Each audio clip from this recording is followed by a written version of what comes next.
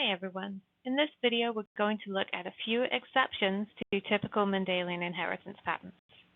If you haven't watched them yet, I recommend you watch the videos on monohybrid and dihybrid crosses before going on to this one. Now, the first exception to Mendelian inheritance comes when one allele is not completely dominant, in a scenario called incomplete dominance. In this case, the heterozygote will show an intermediate phenotype, somewhere between that of the homozygotes. Now, this is pretty common in flower colors, where a heterozygote, so red and white, will have pink flowers.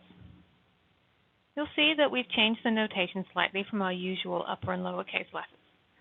This is because neither is fully dominant, so we use another letter to indicate the gene. In this case, we've used C for color, and we use superscript letters for the alleles, R for red and W for white. Now, if we then cross two of the pink flowered plants together, we'll get the following Punnett square. We still have three genotypes, as we would for a standard monohybrid cross, but we now also have three phenotypes as well, since the heterozygote no longer has the same appearance as either homozygote. Our second exception to Mendelian inheritance is in situations where we have more than two alleles, and more than one of them are dominant. Now, the classic example of codominance like this is human blood types, where alleles for enzyme I encode different types of carbohydrates to be added to the red blood cells.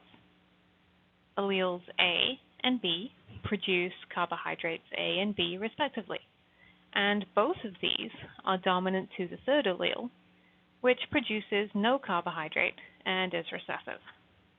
These three alleles result in a total of four phenotypes. Type A has the A carbohydrate only, and can result from being homozygous for A, or heterozygous for A and the recessive O allele. Similarly, type B has the B carbohydrate and could be from being homozygous for B or heterozygous for B and O. Now, since both A and B are dominant, in individuals who are heterozygous for them both carbohydrates are produced, resulting in a combined phenotype of type AB. Since the absence of carbohydrates is recessive, individuals who are homozygous recessive will have no carbohydrates and will be type O. The third and final exception to Mendelian inheritance that we're going to consider in this video is one in which the product of one gene affects the expression of another, which we term epistasis. A common example of this is in Labrador retrievers, where there are two alleles for pigment, with brown being recessive to black. If we were crossing heterozygous individuals together, this would at first seem to be just an example of a monohybrid cross. But you might have noticed that there are also yellow Labrador retrievers.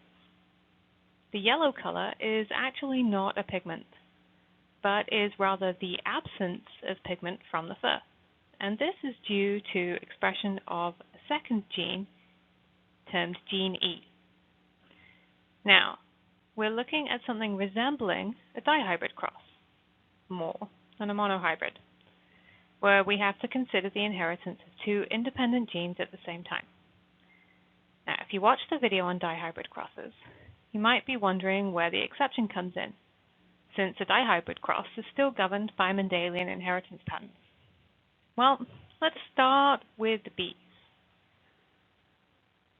At least one dominant B will result in black pigment, while two recessive Bs will result in brown pigment.